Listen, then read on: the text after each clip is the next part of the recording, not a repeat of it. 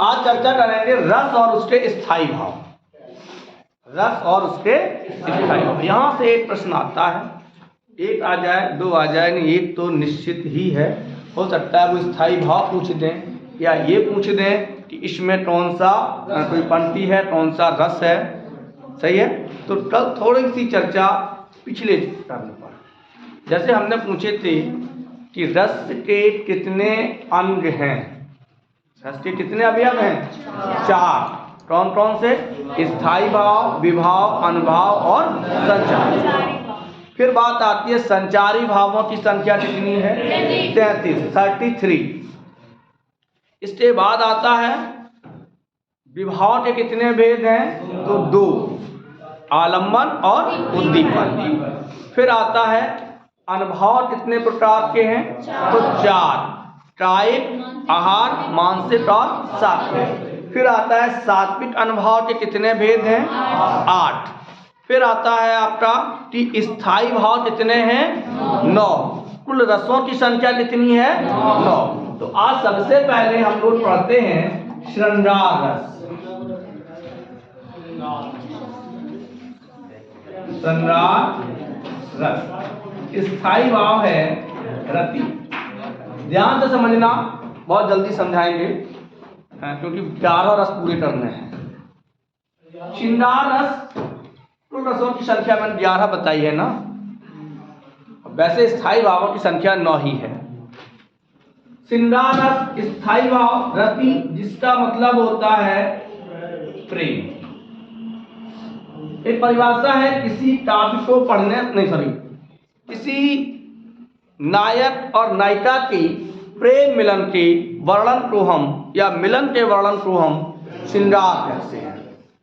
किसी नायक और नायिका के मिलन के वर्णन को, जहाँ उनका मिलन होता है या बिछोह होता है, तो उसे हम श्रृंगार रस कहते हैं। जैसे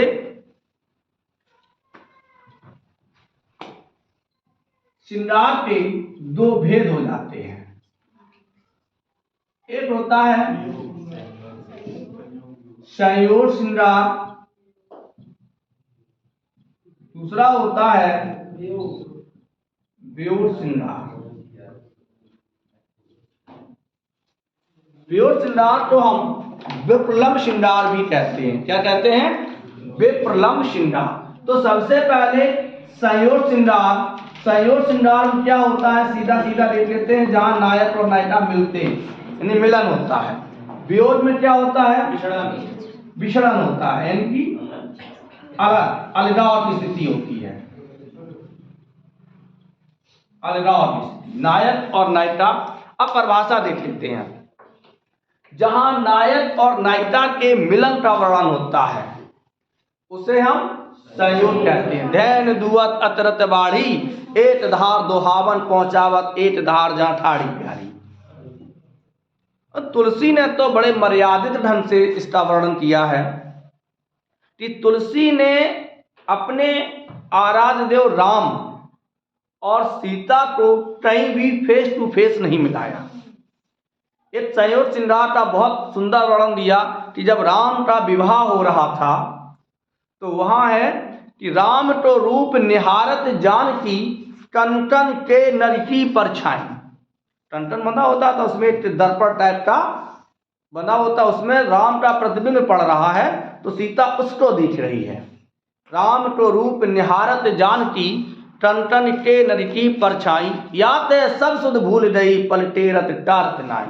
आज की बात अलग है, आज दोनों लोग बैठ जाए, हो सकता तो वही लड़ाई हो जाए, तुमने रिचार्ज आई कर बहुत बात है ना मेरे। अब तो है, तो वहां क्या है? नायक, वहां मर्यादा थी। जब पुष्प वार्ता में मिलते हैं तो लता ही ओट सती लताए श्यामल रौट किशोर सुहाई, लता की ओर से देखते हैं। अब तो सीधे चले जाते हैं, नंबर दे दो, या तो नंबर मिला या जूता मिला, 2 चीजों में से एक चीज मिल जाती है। तो जहां संयोग का वर्णन क्या होता है? जहां नायक और नायिका के मिलन का वर्णन होता है। अब वियोग देख लेते हैं। यहाँ अलगाव की एक पिक्चर आई थी बहुत पहले, दिल।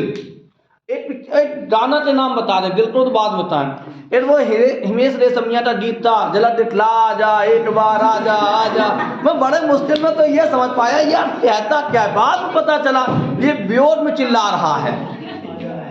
तो अल्लौद की स्थिति परिभाषा बड़ी सरल है, जहां नायक और नायिका के चले जाने पर नायक अथवा नायिका जो चेष्टाएं करता है या करती है उसे वियोग श्रृंगार रस कहते हैं। सही है। देखो, अगर आज का गीत कह देते हैं तो आप लोग हंसते हो, वही चीज वहां साहित्य में कहते हैं। जैसे उद मन भय न 10-20 एक ऋतु सो दयो श्याम सन को राधे ईस, अथवा निस्दिन बरसत नैन हमारे सदा रहत बरसा ऋतु हम पे जपते हैं श्याम सिधारी। ये कैसा है? राम भी कहते हैं, हे ठगमृग हे मधुकर सैनी तुम देखी सीता व्रत नैनी। कैसा है? वियोग, मेरी नींद मेरा चैन मुझे लौटा दो। ये भी तो है, वियोग है, क्योंकि चेष्टा करता है, क्योंकि चेष्टा करता है। अब जब उधार नहीं हुए तो लौटा रही है, जब लगी तो लौटा रही है। चलो, तो श्रृंगार समझ में आया। आपसे एक प्रश्न पूछा जा सकता है, उन्होंने एक लाइन लिख दिया, लतई ओट सखी लखाए श्यामल रौद किशोर सुहाई, कौन सा रस है? तो हो सकता है आपको केवल रस का नाम किया जाए श्रृंगार रस।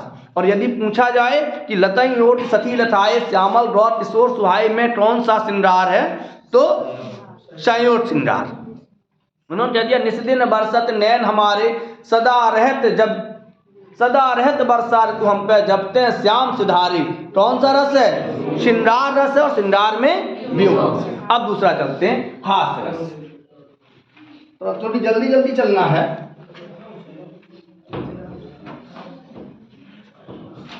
तो श्रृंगार का स्थायी भाव क्या है? रति। अच्छा, रति किसकी पत्नी थी? कामदेव की पत्नी, यानी मनोज की पत्नी, आनंद की पत्नी। आगे बढ़ते हैं। इसके बाद आता है हास्य रस।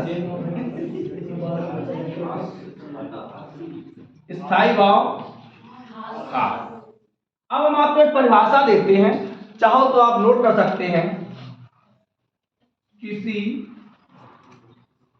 काव्य को पढ़ने से किसी दृश्यादि को देखने से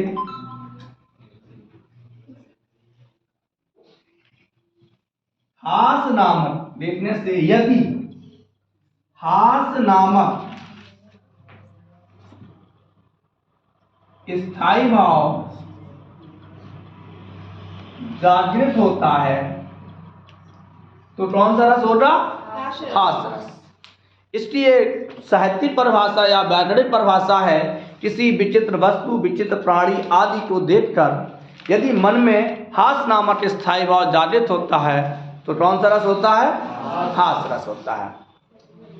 किसी काव्य को, अब एक परिभाषा हम यहाँ पे हास्य नामक स्थायी भाव जागृत, हास्य हटाते हैं। किसी काव्य को पढ़ने से, किसी दृश्य आदि को देखने से यदि मन में जो भाव उत्पन्न हो जाए वही रस होगा। जरूरी नहीं है, यदि कोई दृश्य टरोड़ा का देख लिया तो टरोड़ रस हो गया, घेरला का देख लिया विरुक्त या विभत्स रस हो गया, क्रोध का देख लिया रौद्र रस हो गया। अब आगे देख लेते हैं।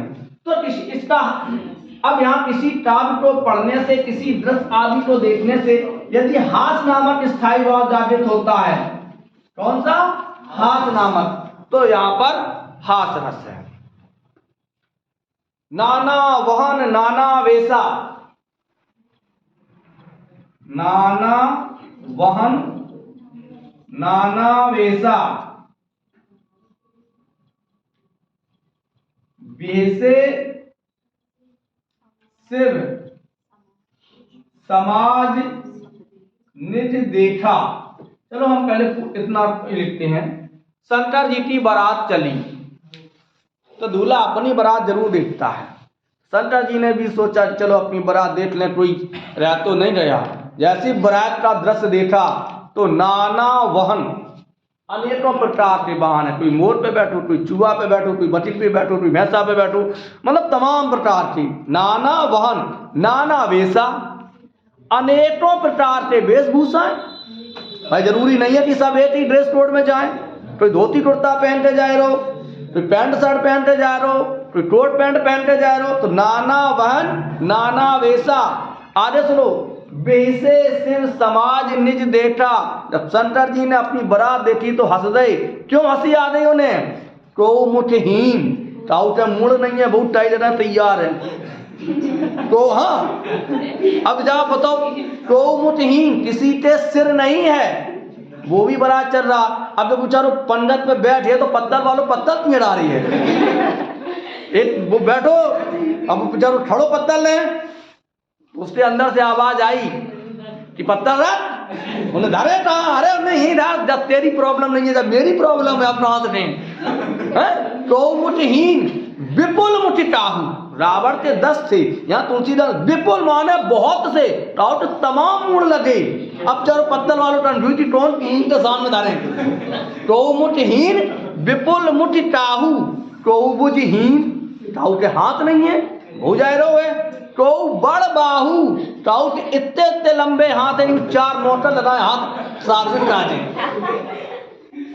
वहां लिखा हास तो ही दंडा भयो, दंडा लड़ाई में होता है, हास तो ही दंडा भयो नंगा के विवाह में। जब लोग दूल्हा को देखने गए तो शंकर जी दिगंबर थी, वस्त्रहीन थी, दिशा ही जिसके वस्त्र हों। तब लोग जाए और दूल्हा को देखो भसके आए, उन्हें कहा बताए जाओ कैसे हो? हम नहीं बताए, तुम देखिए और जाए। शीश पे दंडा हंसे, भुजानी में भुजंगा हंसे, और हास को ही दंडा भयो नंदा के विवाह में। कौन सा रस है? हास। तो किसी काव्य को पढ़ने से, किसी दृश्य आदि को देखने से हृदय में यदि मन में हास नामक स्थायी भाव जागृत होता है तो हास रस होता है। बिंद के वासी उदासी तपोव्रत धारी, महाविनु नार दुखारी। विंध्याचल पर्वत पर जितने भी तपस्या करने वाले बाबा थे, तपोव्रतधारी, बड़ी तपस्या करती थी। बिनु नारी दुखारी, बिना पत्नी के बेचारी दुखी थे। रोटी संजा तपस्या करते हैं, रोटी करने पर उन्हें। बिंद के वासी उदासी तपोव्रति धारी, महाविनु नार दुखारे, होए शिला सब चंद्रमुखी, करुणा करके कानन जू पटधारी। उन्होंने सुन रखा था कि राम के पद चिन्हों से, राम की चरण रज जिस पे लग जाती थी वो सुंदर नारी बन जाती थी। तो सब बाबा से पढ़ रहे, जितनी शिलाएं थी सब अच्छे अच्छे महिलाओं का रूप दे दिया। एक एक बाबा 3-3 बनाए लेंगे।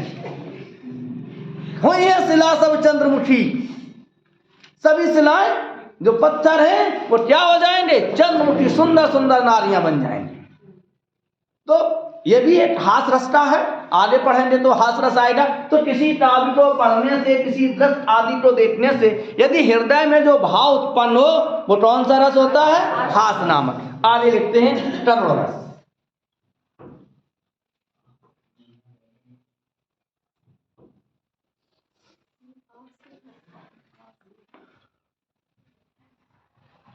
करुण रस स्थायी भाव शोक।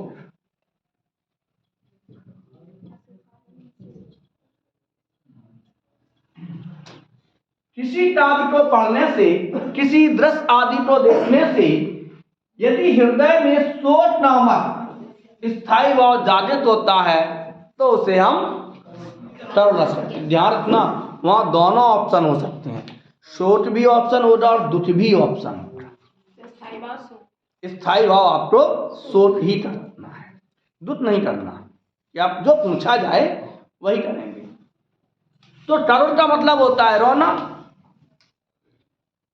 अब जरूरी नहीं है कि कोई खत्म हो जाए तभी रो जाए।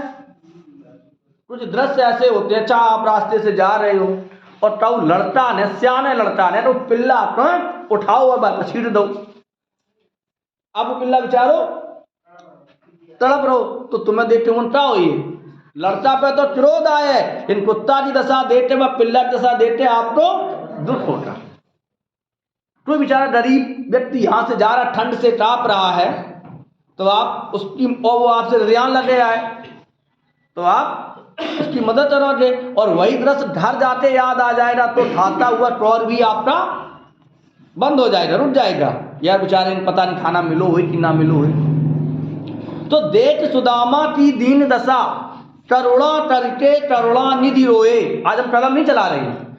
देख सुदामा की दीन दशा, करुणा करके करुणा निधि रोए, पानी परात को हाथ छुओ नहीं, नैनन के जल सो पर धोए। कौन सा रस है? स्थाई वा सोल। यदि किसी काव्य को पढ़ने से, किसी दृश्य आदि को देखने से हृदय में जो भाव उत्पन्न हो, यानी यदि दुखता भाव उत्पन्न होता है तो उसे कौन सा रस कहेंगे?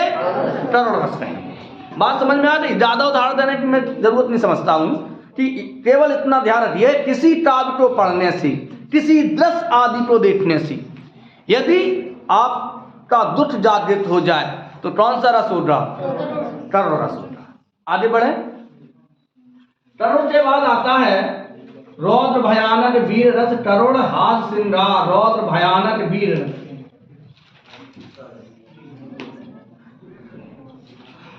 उत्साह, स्थाई भाव। एक ही परिभाषा काम करिए, किसी काम को पढ़ने से, किसी दृश्य आदि को देखने से यदि हृदय में उत्साह नामक स्थाई भाव जागृत होता है तो वहां पर वीर रस होता है। कौन सा होता है? वीर रस। अब वीर रस, मुझे तोड़ लेना बनमाली, उस पद पर देना फेंक, मातृभूमि पर शीश चढ़ाने, जिस पद से जाए वीर। यहां भी वीरता है। लेकिन एक चीज और ध्यान रखना, कभी कभी पूछ दिया जाता है कि वीर रस के कितने भेद होते हैं? तो वीर रस के 4 भेद होते हैं। कितने होते हैं? 4। सबसे पहले युद्ध वीर, जो युद्ध में वीरता दिखाए। वीर तुम बड़े चलो, धीर तुम बड़े चलो है, इनकी दाता छोड़ चले हम झांसी के मैदानों में, जहां खड़ी थी लक्ष्मीबाई मर्द बनी मर्दानों में। कौन सा रस है? वीर रस है। चमक उठी सन 57 में वह तलवार पुरानी थी, बुंदेलो हर बोलो के मुंह हमने सुनी। अथवा रणबीर चौकड़ी भर भर कर चेतन बन रहा निराला था, राणा प्रताप पे घोड़े से पड़ रहा हवा का पाला था। तो कौन सा है? पुष्प की अभिलाषा पढ़ी होती। अच्छा, एक चीज और बताओ, बहुत एक अपने यहाँ गीत आता है लता मंगेशकर का, ए मेरे वतन के लोगों जरा आंख में भर लो पानी, जो शहीद हुए हैं उनकी जरा याद करो कुर्बानी। सुना है? सभी ने सुना होता है। उस गीत को तभी एकांत में सुनना, तो जब उसमें एक लाइन आती थी, जब देश में थी दिवाली वो खेल रहे थे होली, जब हम थे घरों में बैठे वो झेल रहे, तो एक अंदर से बड़ा क्रोध उद्भावना आती थी, हम भी वहां होते तो लड़ते। ये क्या है? ये भी एक उत्साह की भावना है। तो युद्ध भी। युद्ध वीर के बाद आता है दान वीर। भाई कोई चंदा देने में 20 आना दे, कोई 20,000 दे, कोई 20 करोड़ दे, तो दान देने में भी उत्साह होता है। जो संपदा शिव राव नहीं शीश दिए 10 माथ, जिस लंका को पाने के लिए रावण ने अपने 10 सिर और 20 भुजाओं को हवन में दिया, जो संपदा शिव राव नहीं शीश दिए 10 माथ, सो संपदा विभीषण नहीं सटुच दिए रघुनाथ। जब वही लंका विभीषण तो राम ने प्रदान की, तो बड़े संतोष के साथ कि हमारे पास कुछ है नहीं। तो ये दानवीर है। युद्धवीर, दानवीर, दयावीर। दयावीर, दया दिखाने में भी उत्साह होता है।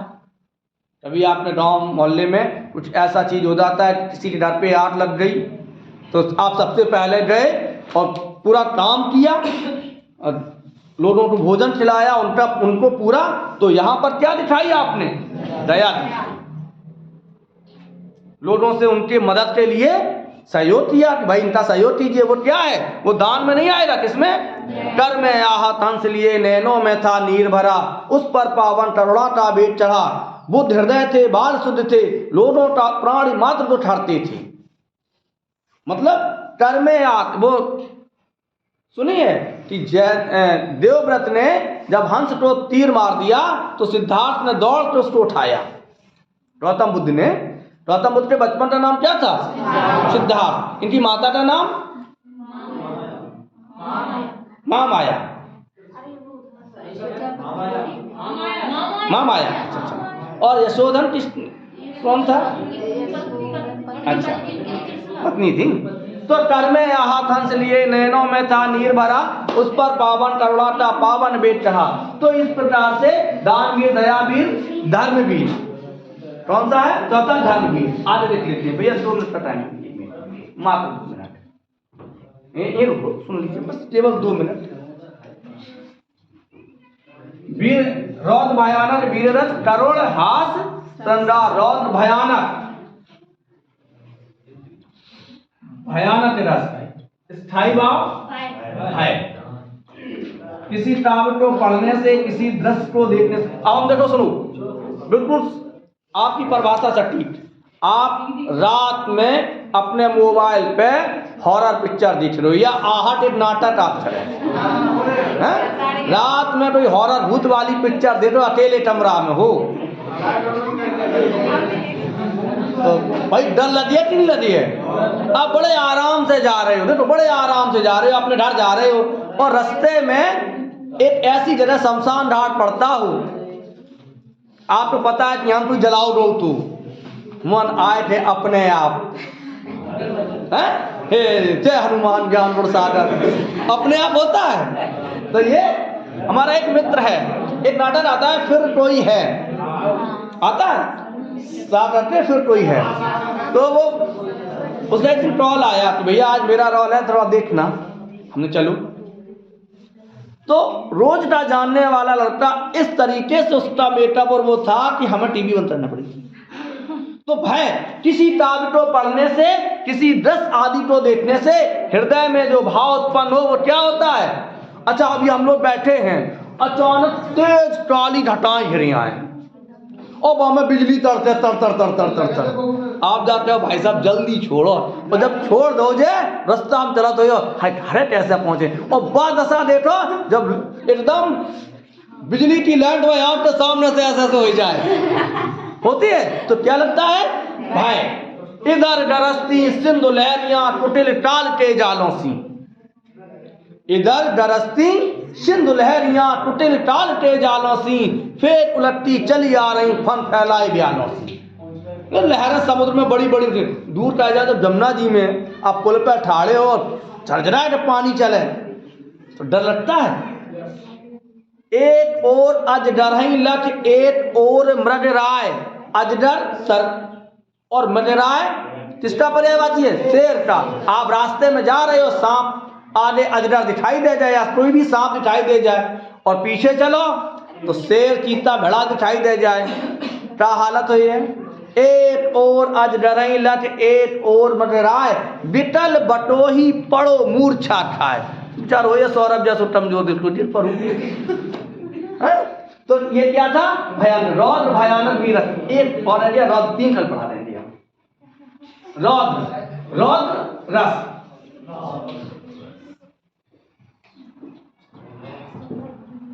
स्थायी भाव क्रोध। किसी काव्य को पढ़ने से, किसी दृश्य आदि को देखने से यदि क्रोध उत्पन्न हो जाए तो क्या होता है?